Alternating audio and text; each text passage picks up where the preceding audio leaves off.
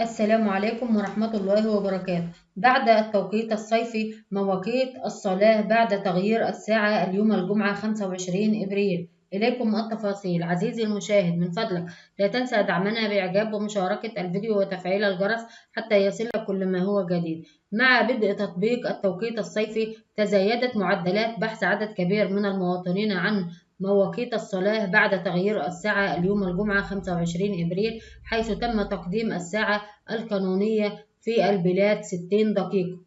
في السطور التالية مواقيت الصلاة بعد تغيير الساعة في محافظة القاهرة: موعد صلاة الفجر الساعة 4:44 دقيقة صباحا. موعد صلاة الظهر الساعة 12:53 دقيقة. موعد صلاة العصر الساعة 4:29 دقيقة.